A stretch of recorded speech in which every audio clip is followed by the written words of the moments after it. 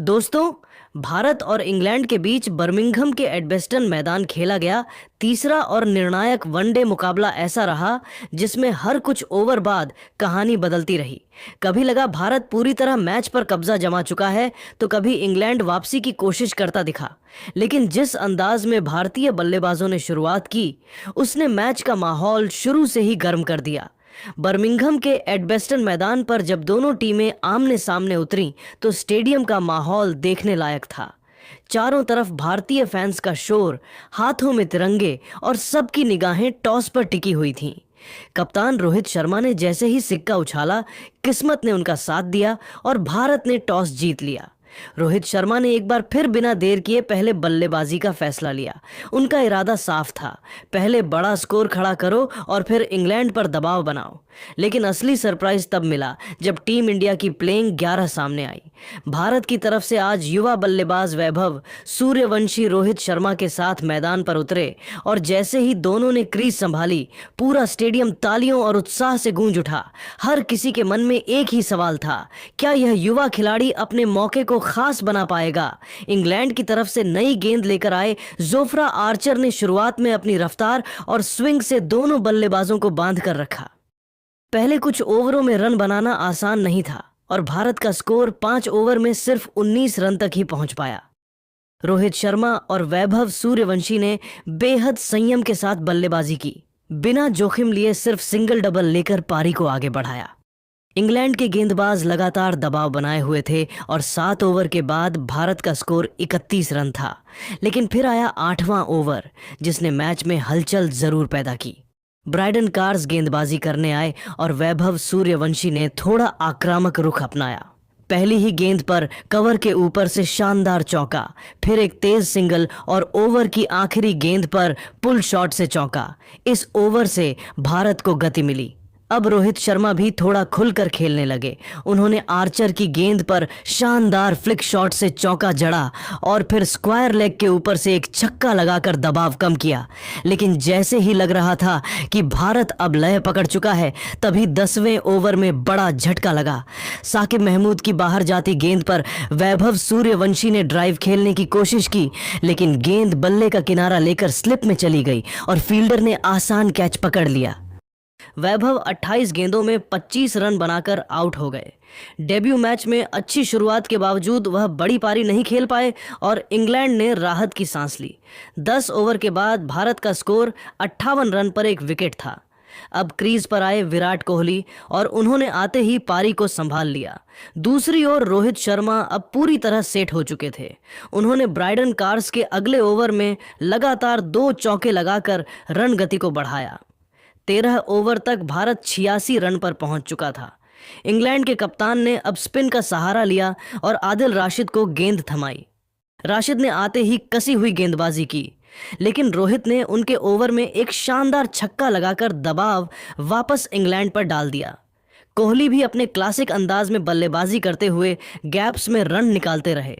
धीरे धीरे दोनों के बीच साझेदारी बनने लगी और स्कोर तेजी से आगे बढ़ने लगा। 15 ओवर के बाद भारत का स्कोर 108 रन हो चुका था और रन रेट भी बेहतर हो गया था। 17वें ओवर में रोहित शर्मा ने 46 गेंदों में अपना अर्धशतक पूरा किया, जिसमें 6 चौके और 2 छक्के शामिल थे। अब रोहित पूरी तरह लय में नजर आ रहे थे और हर गेंद पर आत्मविश्वास झलक रहा था। स्टेडियम में बैठे भारतीय फैंस लगातार इंडिया इंडिया के नारे लगा रहे थे और माहौल पूरी तरह टीम इंडिया के पक्ष में झुकता नजर आ रहा था। इंग्लैंड के गेंदबाज फील्ड बदलते रहे, लाइन लेंथ बदलते रहे, लेकिन रोहित और कोहली की जोड़ी अब जम चुकी थी। डगआउट में बैठे खिलाड़ी भी संतुष्ट नजर आ रहे थे और हर अच्छे शॉट पर तालियां बजा रहे थे। और दोस्तों, यही वह मोड़ था जहां भारत ने शुरुआती झटके के बाद खुद को संभाल लिया था, लेकिन मैच अभी पूरी तरह खुला हुआ था और यहीं से कहानी ने एक नया मोड़ लेना शुरू किया।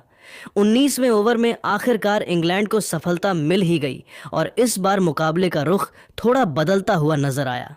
गेंदबाज थे जैकब बेथल, जिन्होंने चतुराई से गति कम की और रोहित शर्मा को फंसाने की कोशिश की। रोहित ने लॉन्ग ऑन के ऊपर से बड़ा शॉट खेलने का इरादा किया, लेकिन टाइमिंग पूरी तरह से बिगड़ गई और गेंद हवा में लटक गई। फील्डर ने बिना कोई गलती किए कैच लपक लिया। भारत को बड़ा झटका लगा और कप्तान रोहित शर्मा 60 गेंदों में 72 रन बनाकर पवेलियन लौट गए। उनकी इस शानदार पारी में 8 चौके और 2 छक्के शामिल थे। आउट होने के बाद पूरे स्टेडियम ने खड़े होकर उनका स्वागत किया, क्योंकि उन्होंने टीम को मुश्किल शुरुआत से निकालकर मजबूत स्थिति में पहुंचाया था।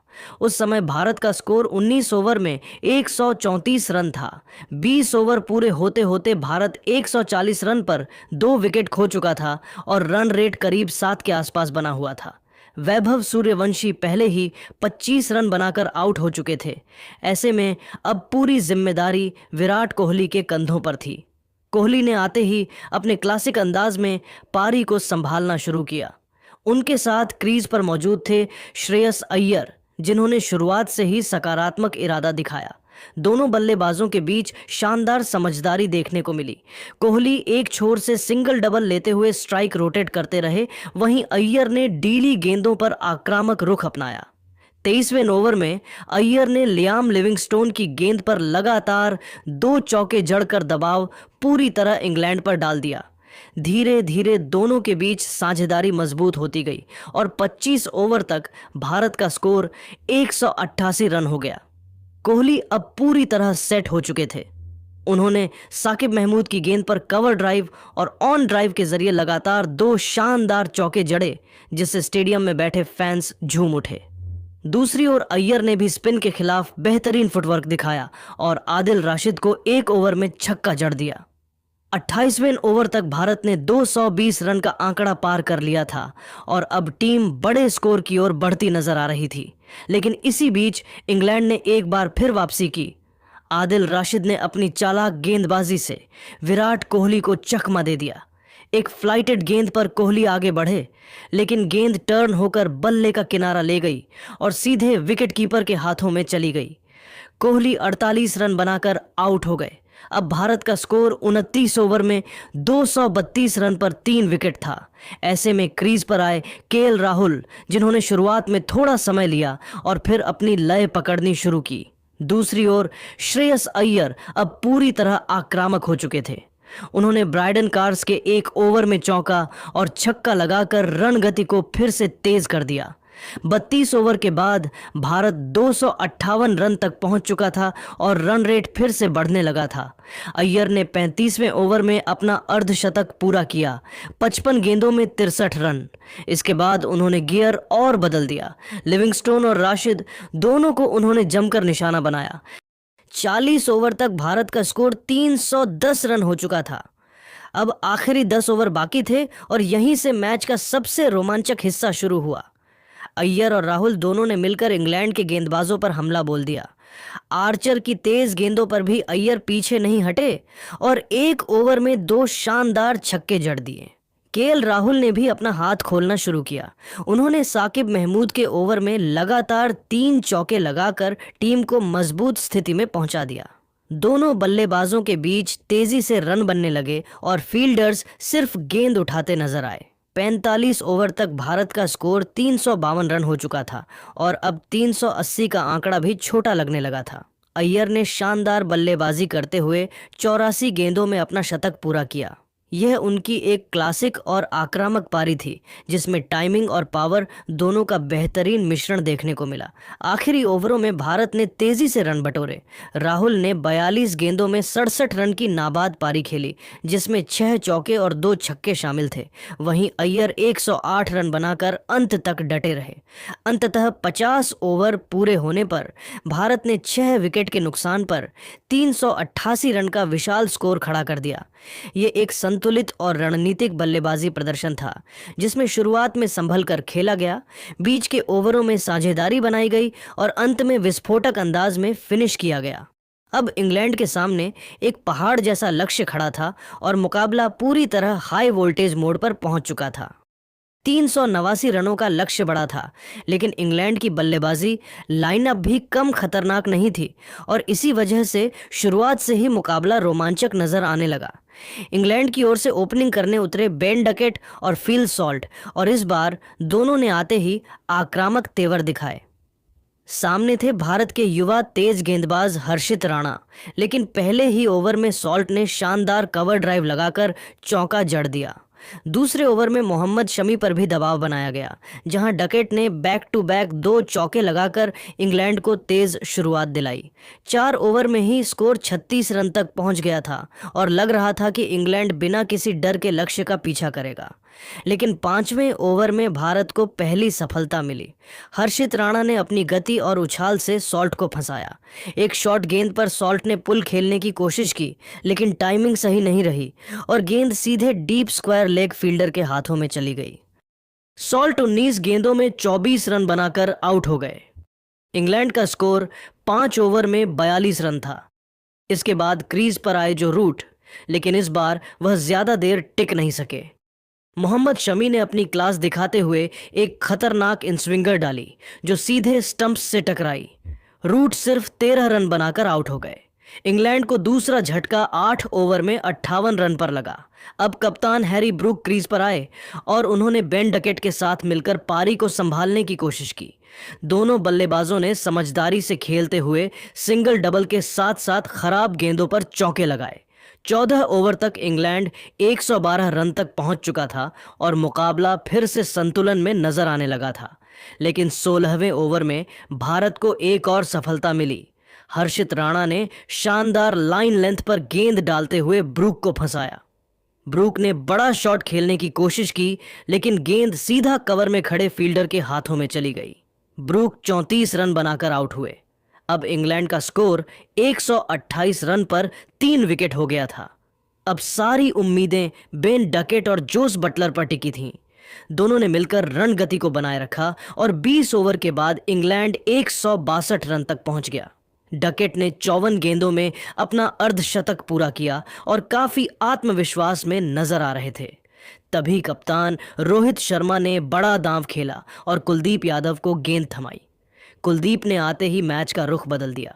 उनकी गुगली को पढ़ने में डकेट पूरी तरह चूक गए और केएल राहुल ने तेजी से स्टंपिंग कर दी। डकेट 67 रन बनाकर पवेलियन लौटे। इसके बाद इंग्लैंड की पारी लड़खड़ा गई। कुलदीप यादव ने अगले ही ओवर में जैकब बेथल को एलबीडब्ल्यू आउट कर दिया। वहीं दूसरी ओर रविंद्र जडेजा ने लियाम लिविंगस्टोन को 22 रन पर क्लीन बोल्ड कर दिया।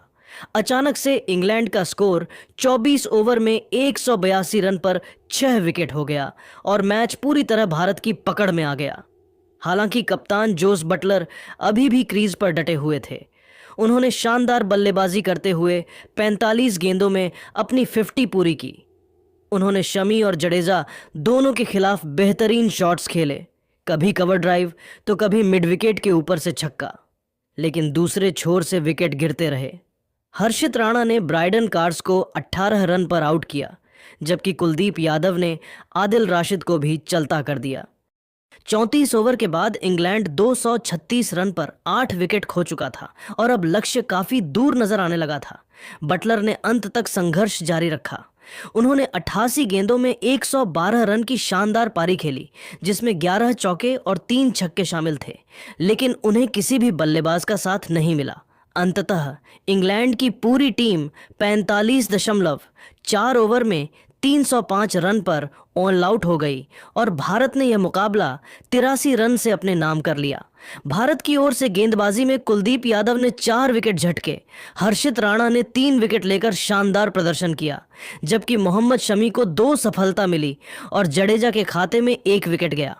और बात करें इस मैच के असली हीरो की, तो वह रहे श्रेयस अय्यर, जिन्होंने शानदार शतक लगाकर टीम को बड़े स्कोर तक पहुंचाया और मैच का रुख तय कर दिया। हालांकि रोहित शर्मा की कप्तानी पारी और केएल राहुल की फिनिशिंग भी उतनी ही अहम रही। अब आप सभी को क्या लगता है, टीम इंडिया की जीत का असली हीरो कौन रहा? श्रेयस अय्यर, रोहित शर्मा या फिर कोई और खिलाड़ी? आप नीचे कमेंट करके जरूर बताइए। धन्यवाद।